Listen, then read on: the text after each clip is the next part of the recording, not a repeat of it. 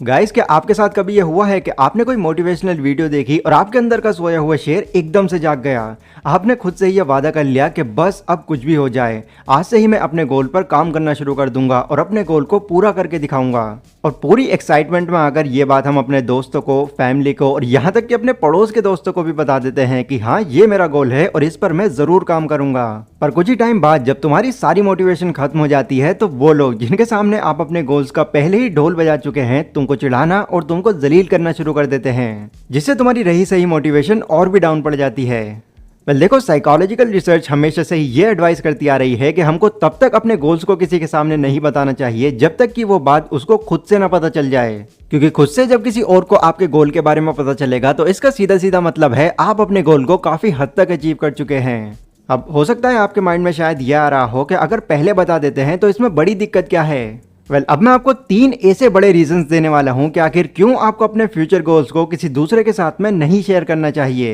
At least तब तक जब तक आप उस गोल पर काम करके उसको 50% तक अचीव न कर लो। So let's begin. Reason number 1, साल 2007 में कुछ साइकोलॉजिस्ट ने एक एक्सपेरिमेंट किया जिसमें उन्होंने कुछ बच्चों को 2 ग्रुप्स में बांटा। एक ग्रुप में वो बच्चे थे जिन्होंने जापानीज लैंग्वेज को सीखना सिर्फ स्टार्ट ही किया था, मतलब कि वो उस लैंग्वेज में बिगिनर्स थे। और दूसरे ग्रुप में वो बच्चे थे जो काफी हद तक जापानीज लैंग्वेज को बोल और समझ पाते थे, यानी कि एडवांस लेवल के बच्चे।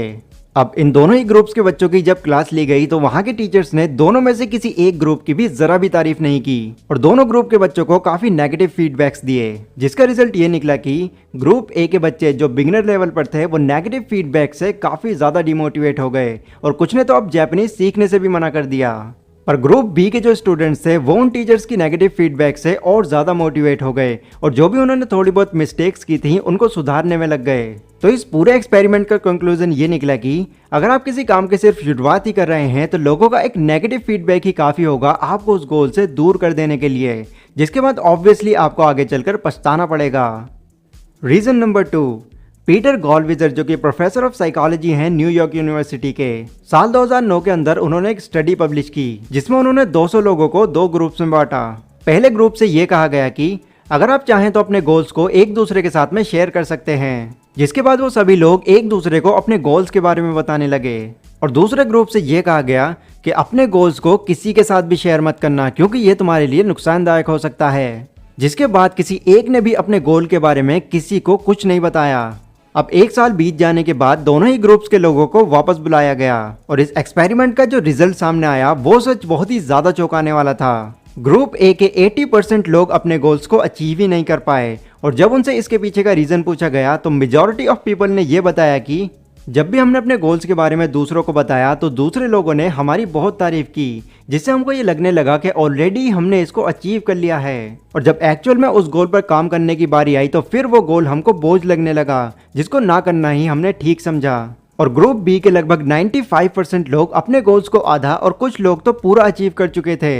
और जब उनसे इसके पीछे का रीजन पूछा गया तो उन्होंने ये बताया क्योंकि हमने अपने गोल के बारे में किसी को नहीं बताया तो किसी ने हमारे गोल के ऊपर कोई कमेंट भी नहीं किया, जिससे हम अपने गोल पर पूरा फोकस दे पाए। और ये फोकस हमारे इतने काम आया कि ये सब कुछ अचीव करने के बाद भी हमको ये कम लग रहा है। देखो, फैक्ट इस बात का ये है कि अगर हम पहले ही अपने गोल को किसी के साथ में शेयर कर देते हैं और वो हमारे गोल पर हमारी तारीफ कर देता है तो सिर्फ तारीफ कर देने से ही हमें आधी सेटिस्फैक्शन तो वही मिल जाती है। हमें ये लगने लगता है कि बस अब तो हम इस गोल को 100% पूरा कर लेंगे और जब एक्चुअल में उस गोल को पूरा करने में थोड़ी सी भी प्रॉब्लम आती है तो हम अंदर से ही इतना डिमोटिवेट हो जाते हैं कि दोबारा से हमको उस गोल पर काम करने का जरा भी मन नहीं करता।